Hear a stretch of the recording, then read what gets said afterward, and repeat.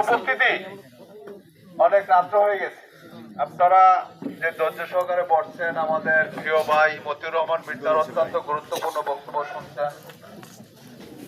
এই পর্যায়ে বক্তব্য নিয়ে আসছেন বাংলাদেশ জাতীয়তাবাদী ছাত্র দল বসিরহাট উপজেলা শাখার সাবেক সিনিয়র যুগ্ম আহ্বায়ক, অত্যন্ত সজ্জন ব্যক্তি, আমার আপনার অনেকের প্রিয় মানুষ, জনাব মাহমুদুল হাসান শিমুল দেওয়া হাওলাদার।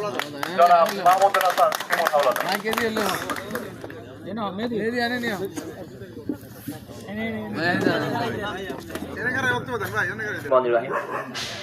বাংলাদেশ জাতীয়তাবাদী ছাত্র দল বসিরহাট উপজেলা শাখা কর্তৃক আজকের এই শহীদপুর 3 নির্বাচনী এলাকার প্রচারণা সভায় উপস্থিত আছেন মির্জা পরিবারের কিছু সন্তান জনাব শামসুদ্দিন মির্জা সাহেব, উপস্থিত আছেন মির্জা পরিবারের আরেক কিছু সন্তান যিনি দীর্ঘ সময় ধরে আমাদের রাজনীতির সাথে ওতপ্রোতভাবে জড়িত, সেই বড় ভাই মতিউর রহমান মির্জা, এবং উপস্থিত আছেন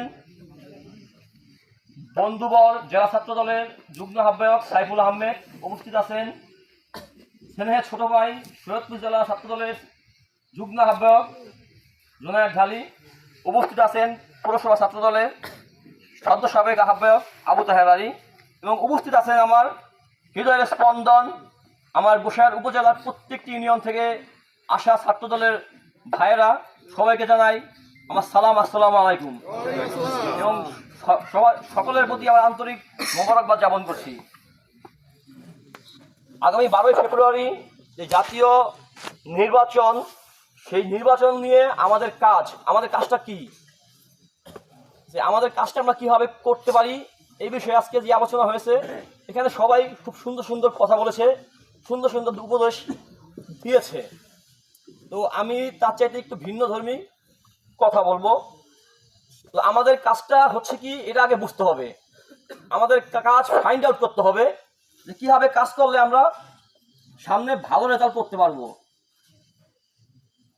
তো আমাদের প্রথমত এই বিভিন্ন ভাগে ভাগ হতে হবে। যেমন কিছু মানুষ আছে এই সমাজে বাস করে যারা দলীয় সাপোর্টার, সাধারণ মানুষ যারা রাজনীতির সাথে জড়িত না, তারা সাধারণ মানুষ। এই সরকার কি করলো, সেই সরকারের উপরে ভিত্তি করে তারা আগামী ইলেকশনে কাকে ভোট দিবে তারা ঠিক করে। এই শ্রেণীর মানুষ আছে, আমাদেরকে তাদের কাছে যেতে হবে।